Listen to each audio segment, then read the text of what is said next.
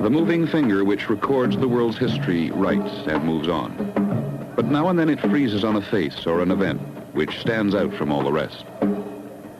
In 1961, history freezes on these frames. A new lady in the White House with a new baby. John Jr., brother for Caroline. A family of action with only occasional lapses in style.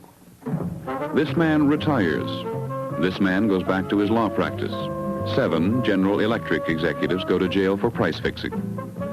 And exiles from Portugal capture the cruise ship Santa Maria with 600 passengers aboard. In Brazil, President Jânio Quadros tires of the job and simply disappears. Born John Clark Gable, only Gable heir after his father's death. Recovered, Monroe, after 4 weeks in a psychiatric hospital. Dead, Sir Thomas Beecham. Grandma Moses, who just wore out at 101. These two became lovers. So did these two. King of the Teamsters, Jimmy Hoffa, is re-elected, but he's riding for the fall. Jimmy Baldwin is writing about another country. Sir Edmund Hillary is climbing another mountain in search of the abominable snowman, who many people thought was Bertrand Russell, jailed at 89 for disturbing the peace. And another beloved relic, Ernest Hemingway, stuck a double-barrel shotgun in his mouth and pulled both triggers. A young German keeps Berlin from the hands of the communists. An old German is hanged at the hands of the Jews. Roger Maris hits 61 home runs for the Yankees and breaks the Babe Ruth record. Matched pairs, Floyd Patterson batters Ingemar Johansson in the 6th. Outfielder Jimmy Pearsall squares off with umpire Joe Linsalata. J. Edgar Hoover, reappointed by Kennedy to boss the FBI. And the story of the year, crow bites dog.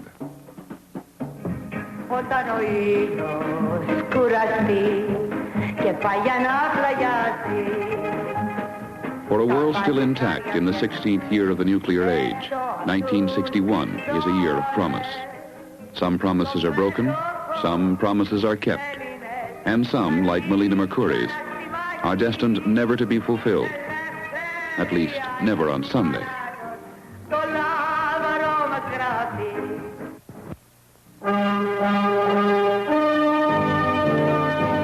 Jack Kennedy won the most powerful office on earth by 140,000 votes, a lot of them from rigged ballot boxes in Chicago.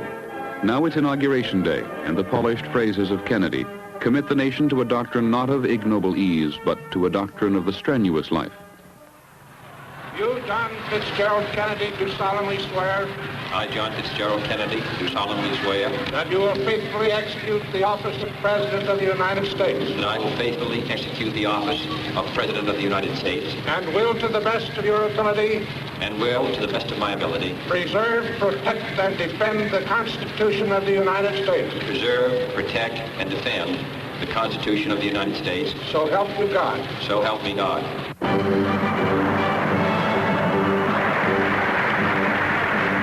Let the word go forth from this time and place to friend and foe alike that the torch has been passed to a new generation of Americans born in this century, tempered by war, disciplined by a hard and bitter peace, proud of our ancient heritage, and unwilling to witness or permit the slow undoing of those human rights to which this nation has always been committed and to which we are committed today at home and around the world.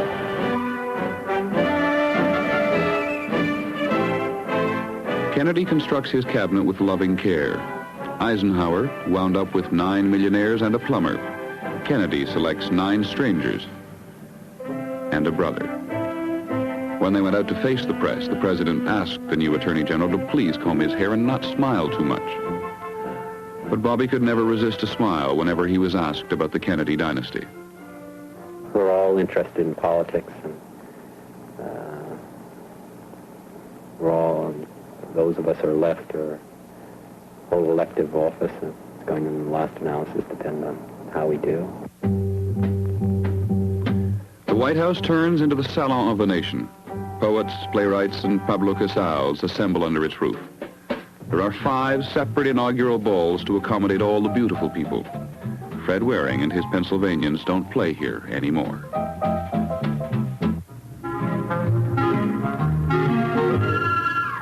The president's first European trip is to Paris. There haven't been crowds like this since Lindbergh. The president's lady more than earns her keep. Jackie captivates the Quai d'Orsay. What's more, she captivates the general with her finishing school French and her Cardin clothes. For the fashion world, it's quite a treat, after Mamie. Just 11 years before, Jackie was a student at the Sorbonne. Now she returns in triumph with 2 truckloads of luggage, a dozen ladies in waiting, and a husband who doesn't mind being upstaged. I do not think it altogether inappropriate to introduce myself to this audience. I am the man who accompanied Jacqueline Kennedy to Paris, and I've enjoyed it. Kennedy journeys north across a border which he says knows neither guns nor guerrillas.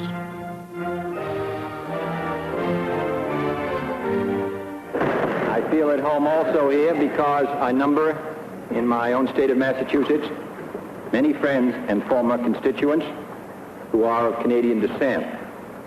Among the voters of Massachusetts who were born outside the United States, the largest group by far was born in Canada. Their vote is enough to determine the outcome of an election, even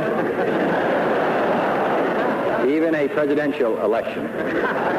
You can understand that having been elected President of the United States by less than 140,000 votes out of 60 million, that I am very conscious of these statistics.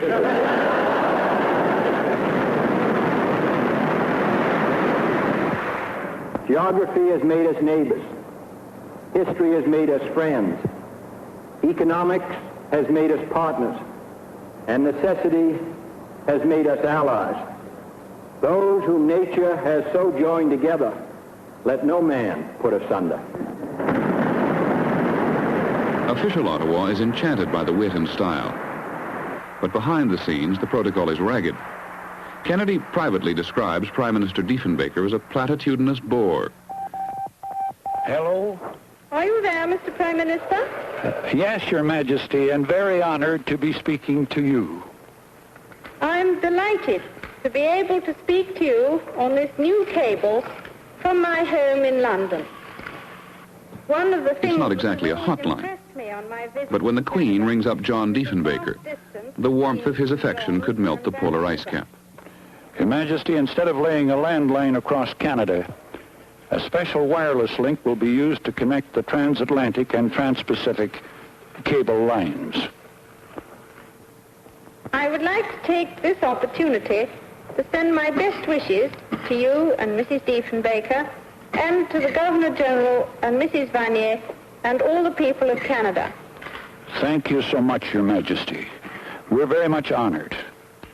And may I, in turn, wish you, as Queen of Canada, and the Duke of Edinburgh, the Queen Mother, and the other members of the royal family, a happy Christmas, as your Noel, on behalf of your Canadian subjects. Thank you very much. But royalty and gallantry cannot compete for the center of the world stage with Cleopatra, played by Elizabeth Taylor. On the movie set in Rome, she fiddles with her co-star while her husband burns. Liz decides Burton is a very sexy man. He's got a sort of jungle essence, she says. He's a banshee, completely captivating. Whether she's been fickle or not fickle, Liz maintains, nobody will ever know, and by God, it's none of the public's business. It's really too tedious. I mean, who really cares? Fox cares. Liz catches pneumonia, which raises the cost of the movie to $40 million. But Liz hears voices which arouse her from her deathbed. Just in time to collect an Academy Award for Butterfield 8.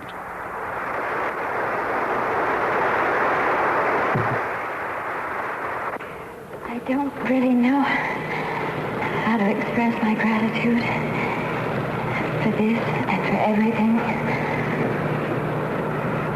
I guess all I can do is say thank you. Thank you with all my heart.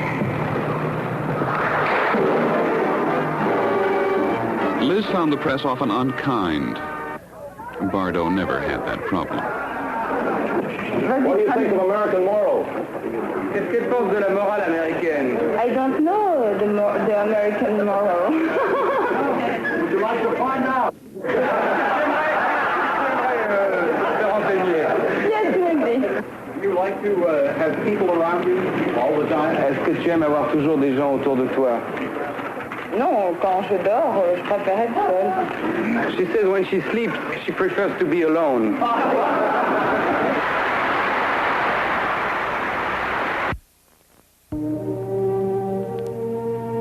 His name is Ham. He's the most pampered chimpanzee in history. For months, scientists have been rewarding him with banana-flavored pellets, so he'll learn to pull the right levers in his monkey-sized space capsule. 3 chimps are trained, but Ham is selected for the mission.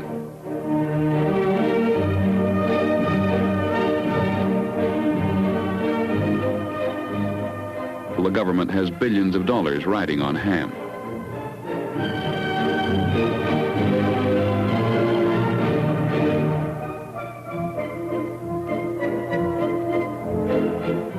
The chimp rockets downrange to a perfect splashdown.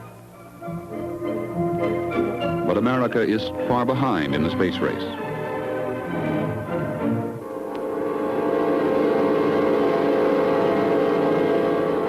The Russians train a man. In a ground simulator, he learns to cope with the motion of space. On April 12, 1961, the historic trip begins. A Russian will be the first to write his name in space. Yuri Gagarin, born 100 miles from Moscow 17 years after the Russian Revolution. Graduate of a Soviet technical school, pilot in the Soviet Air Force, the very image of the new Soviet man, sets out to explore the cosmos.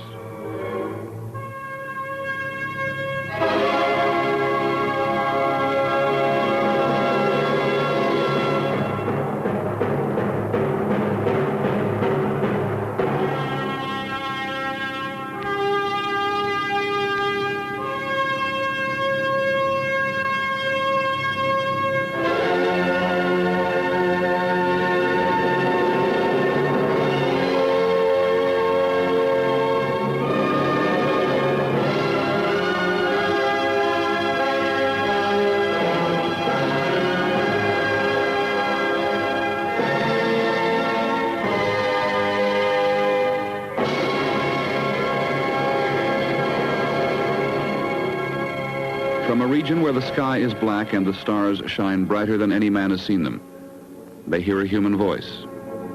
He describes a wondrous sight, the curvature of the planet and the bright blue halo that surrounds our world. Gagarin flies higher and faster than man has flown before. 188 miles high, 18,000 miles an hour. He orbits the Earth in 89 minutes, lands safely in a field near a remote Soviet village. Across the Soviet Union, joy is unconfined.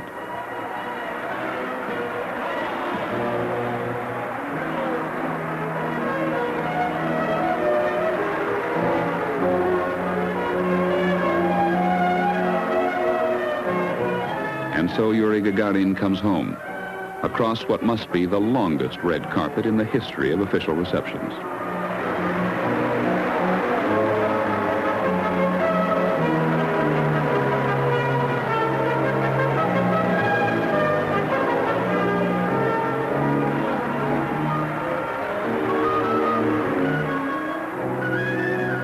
The first item of business is a bear hug from Nikita Khrushchev, whose enthusiasm seems to exceed even that of Gagarin's wife.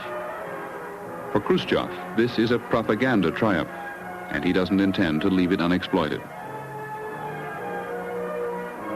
Gagarin greets the crowd in Red Square from atop Lenin's tomb, the spot usually reserved for members of the Politburo.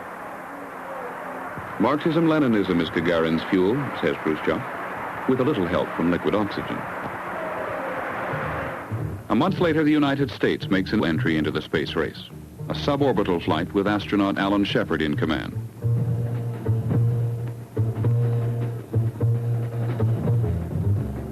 Gagarin's flight circled the Earth.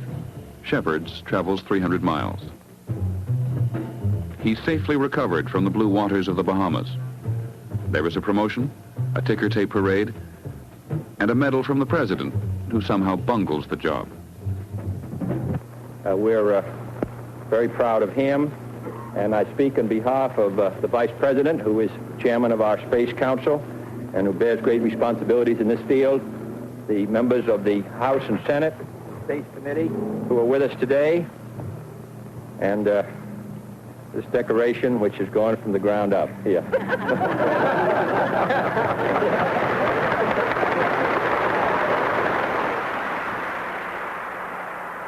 Kennedy, badly scared by the Russians' lead in space, launches the nation on a $20 billion gamble which few believe will come to pass. No single space project in this period will be more impressive to mankind or more important for the long-range exploration of space, and none will be so difficult or expensive to accomplish. I believe that this nation should commit itself to achieving the goal before this decade is out of landing a man on the moon and returning him safely to the Earth. A man on the moon before 1970? I'll be a monkey's uncle. The most urgent meeting in Kennedy's first year takes place in Vienna. He's there to meet Nikita Khrushchev, his most dangerous adversary. In the Baroque palace in the Austrian buffer state, the young patrician and the wily Russian peasant sit down for a game of international poker. Khrushchev holds by far the strongest hand. He's elated with the success of Yuri Gagarin's spaceflight. After the meeting, Kennedy does not conceal his concern. I will tell you now that it was a very sober 2 days. There was no discourtesy, no loss of tempers, no threats or ultimatums by either side. But our most somber talks were on the subject of Germany and Berlin. For 11 years, West Berlin has been an embarrassment to communist East Germany. The West has made it a showplace of affluence, a monument in neon and plastic to the Western way of life. Since 1949, about 3.5 million East Germans have picked up whatever they could carry and headed west. Most of them do so by walking or driving or taking the subway across the open border that divides the city. Without warning, East Germany seals off the border. Across 25 miles of frontier between East and West Berlin, dividing subways and sewers and apartment buildings, East Germany builds a wall. As the wall goes up, its captives take the action of desperation. A week ago, they could take the subway to freedom. Now they swim canals and dodge bullets and jump from apartment buildings. The Allies have contingency plans for almost every conceivable communist tactic, but not for this one. And the Germans keep coming. Even border guards are defecting. Khrushchev steps up the pressure by making access difficult along the Autobahn through East Germany. To assert Western rights of access, Kennedy sends in extra troops to beef up the token American garrison in West Berlin. Nervous soldiers of East and West face each other across a barbed wire barrier.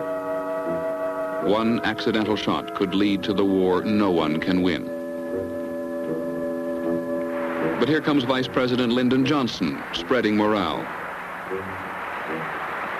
To underline the U.S. commitment to the city, Johnson and Mayor Willy Brandt make a symbolic visit to the volatile border. So the Berlin crisis boils up and subsides, frightening half a world and leaving an ugly monument to the inhumanity of men. It is Khrushchev's victory on points. He doesn't get his peace treaty, but he loses nothing and Ulbricht gets his wall. For the moment, West Berlin is safe. And when Kennedy visits the city 2 years later, he renews a solemn commitment. All free men, wherever they may live, are citizens of Berlin. And therefore, as a free man, I take pride in the word, Ich bin ein Berliner.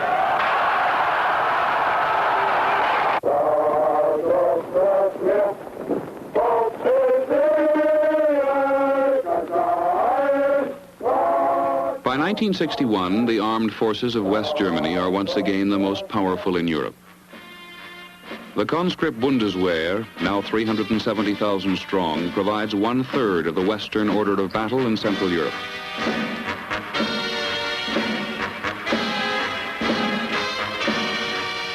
It is only 16 years since the Second World War. Now some of the officers of Hitler's Wehrmacht command the Bundeswehr. Rommel's colonels are Norstadt's generals. The old Wehrmacht marching songs are heard once again. Memories are short, but not that short.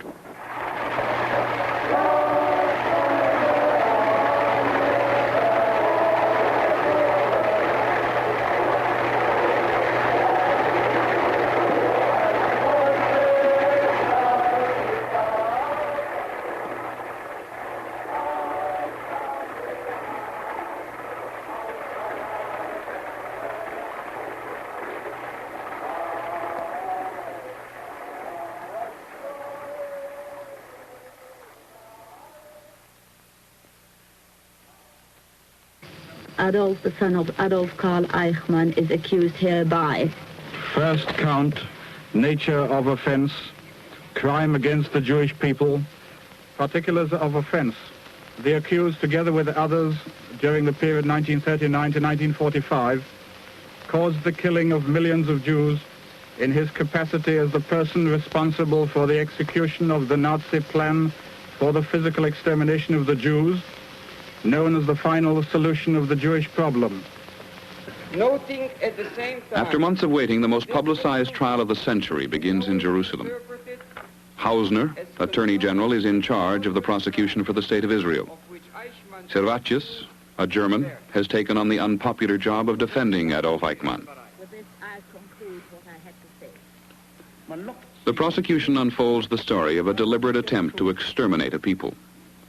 Day after day, month after month, witnesses bear living memory to a cold statistic and gaze on the man who was responsible for their memories. A witness remembers. Yes, this is the uniform worn by the inhabitants of that planet called Auschwitz.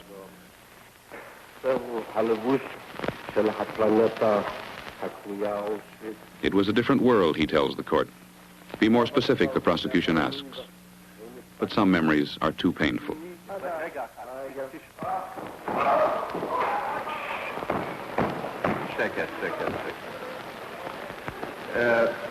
שבו במקומכם בבקשה, אני מבקש מאוד, כן? כל אחד יושב במקומו. שבו במקומכם, שבו. Servatius pleads eloquently. He tells the court that it is fixing on Eichmann the guilt of a whole epoch. Eichmann is a man of his time, a small symptom of a disease which struck a civilized nation. What Nazi Germany did, Servatius tells the court, any society could do. And what Adolf Eichmann did, any one of us could do. Finally, Eichmann speaks in his own defense. I have never killed a Jew or a non-Jew. I have never killed anybody. I was only a subordinate, loyal, obedient, and happy to be of service to my fatherland. I fulfilled my duty with a clear conscience and a believing heart. Aber angesichts der Urteilsgründe würde mir dies wohl nur als Heuchelei ausgelegt werden. Eichmann is condemned to death. He will hang in public. His ashes will be scattered on the Mediterranean. Justice is done, an eye for an eye, a tooth for a tooth. And the world sees the true face of evil in the 20th century. Not a monster, not a tyrant, not even a brutal man. Only an obedient servant of the state.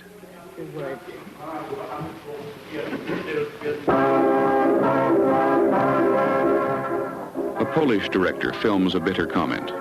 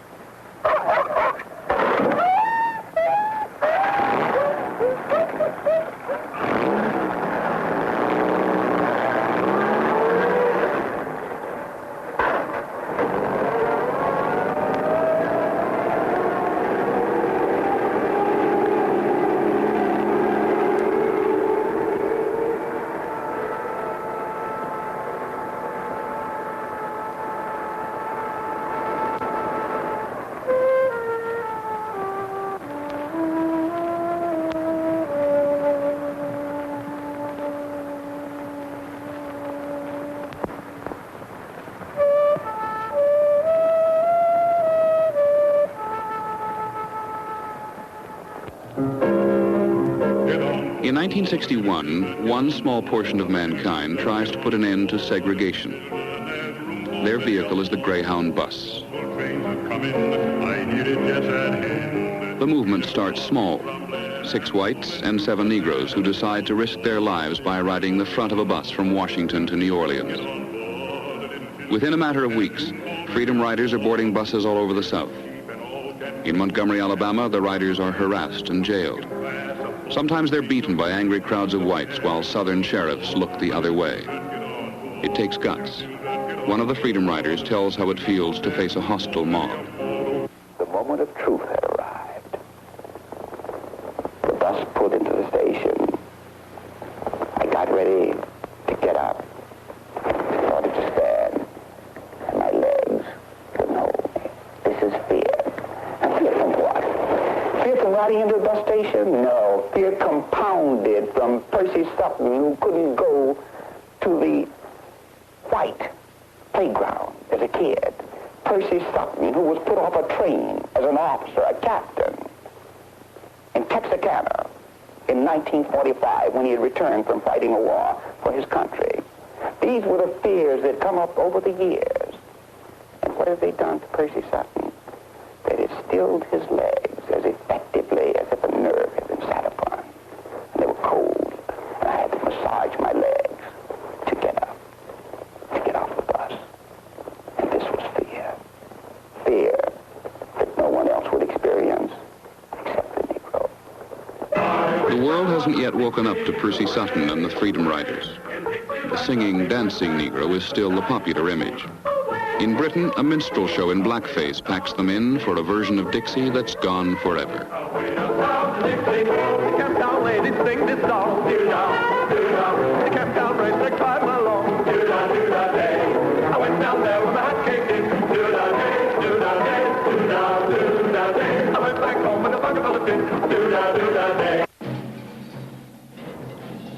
It is 5 years since Fidel Castro launched his guerrilla war against the dictator Batista.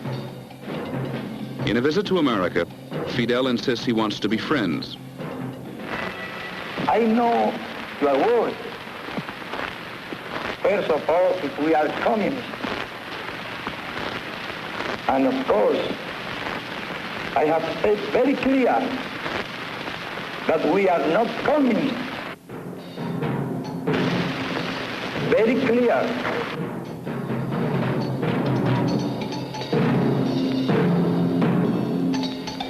Che Guevara, a brilliant revolutionary from Argentina and Castro's finance minister, goes where the action is.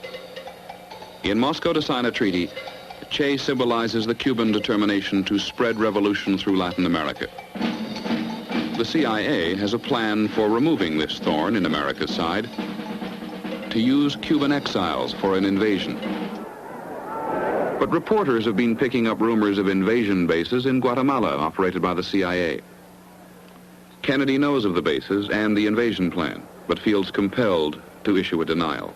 Well, first I want to say that there will not be under any conditions be an intervention in Cuba by United States Armed Forces. We do not intend to take any action with respect to the property or other economic interests which American citizens formerly held in Cuba, other than formal and normal negotiations with a free and independent Cuba. The basic issue in Cuba is not one between the United States and Cuba. It is between the Cubans themselves. A few days after these words, the president gives the go-ahead for an invasion. American money, Cuban lives. Castro's patrols spot the invaders the moment they land at the Bay of Pigs. Fidel rushes from Havana to direct his forces.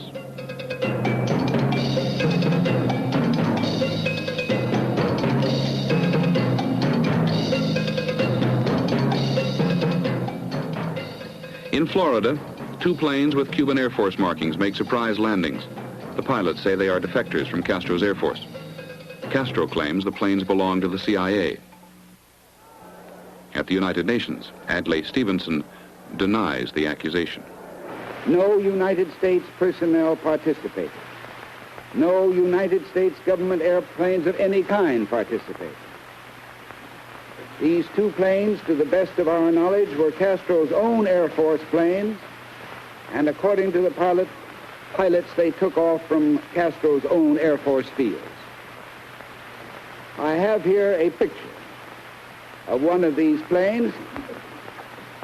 It has the markings of the Castro Air Force right on the tail, which everyone... The markings are indeed those of the Cuban Air Force, painted on by the CIA. The pilots are Cuban exiles who took off from an airfield in Nicaragua. Revolucionaria are clearly visible. I should be happy to exhibit it to any members of the committee following my remarks. In the swamps surrounding the Bay of Pigs, the invaders are captured or surrender. The Cuban people have not risen against communism. The invasion is a flop. I've said as much as I feel can be usefully said by me in regard to the events of the past few days. There's an old saying that victory has 100 fathers and defeat is an orphan. And I wouldn't be surprised if information is poured into you in regard to all the recent activities.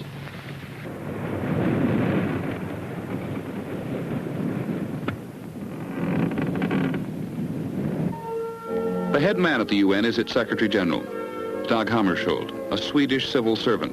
When he got his job in 1955, hardly anyone had heard of him. That was one reason he got the job. Hammarskjöld is the man in the middle. The Russians want him to order the United Nations forces to shoot their way into the breakaway province of Katanga. Hammarskjöld refuses. An infuriated Khrushchev comes to the United Nations in New York. He has a plan to destroy the office of the Secretary General, and with it, Hammarskjöld's career. He proposes a three-part secretariat, a troika. I shall remain in my post during the term of... The neutral estates do not accept Khrushchev's bribe. They rally to the United Nations and to the Secretary General. Khrushchev pounds the desk. He's lost, and he knows it.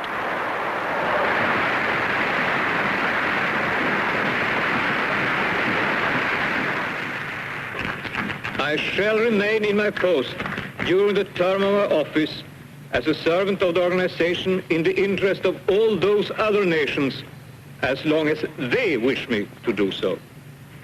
In this context, the representative of the Soviet Union spoke of courage. It is very easy to resign. It is not so easy to stay on.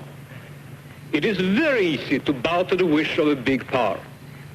It is another matter to resist.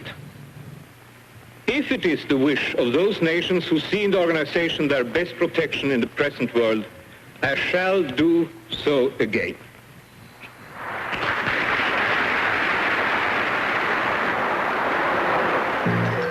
Back in the Congo, the turmoil continues.